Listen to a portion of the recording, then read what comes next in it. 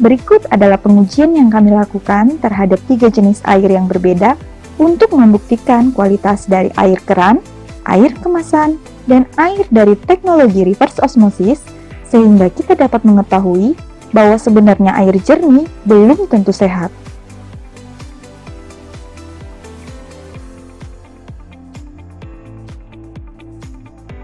Dapat dilihat bahwa ketiga air ini terlihat jernih, namun sesungguhnya sangat berbeda, karena di dalam air masih banyak komponen-komponen yang tidak kita ketahui seperti logam berat, padatan terlarut, bakteri, dan virus.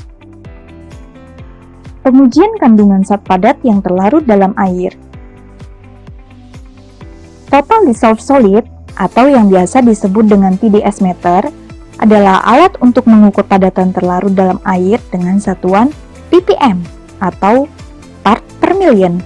Semakin tinggi kadar TDS menunjukkan bahwa semakin tinggi pula kandungan zat padat yang terlarut dalam air. Sebaliknya, jika semakin rendah kadar TDS menunjukkan bahwa semakin rendah kandungan zat padat yang terlarut dalam air. Setelah diukur dengan TDS, dapat dilihat bahwa ada perbedaan hasil dari masing-masing air, yaitu air keran dengan kadar TDS 159 ppm, air kemasan dengan kadar TDS 121 ppm,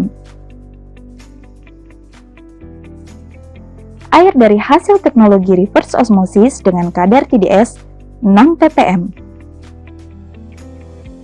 Hal ini menunjukkan bahwa air dari hasil teknologi reverse osmosis lebih murni dibandingkan dengan air keran bahkan air kemasan. Pengujian kandungan logam yang terlarut dalam air. Detektor logam adalah alat untuk mendeteksi adanya kandungan logam berat dalam air. Jika kandungan logam dalam air semakin tinggi, maka lampu detektor logam akan menyala dengan terang dan alarm berbunyi dengan keras.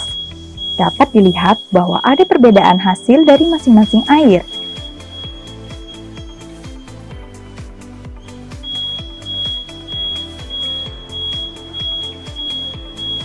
Air dari hasil teknologi reverse osmosis menunjukkan tidak terdapat logam berat karena lampu pada detektor logam tidak menyala dan alarm tidak berbunyi.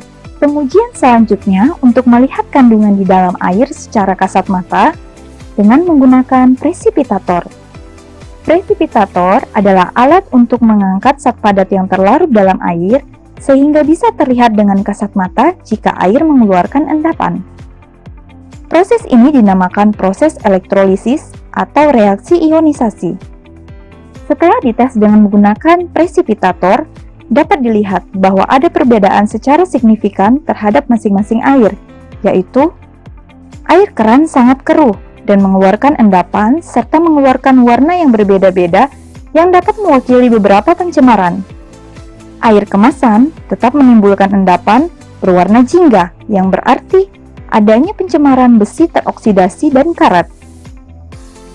Air dari hasil teknologi reverse osmosis tidak menimbulkan endapan sama sekali yang menunjukkan bahwa air bebas dari kandungan zat padat dan logam berat, sehingga sangat aman untuk dikonsumsi. Dapat kita lihat bahwa air yang tadinya terlihat bersih, ternyata mengandung zat padat dan logam berat.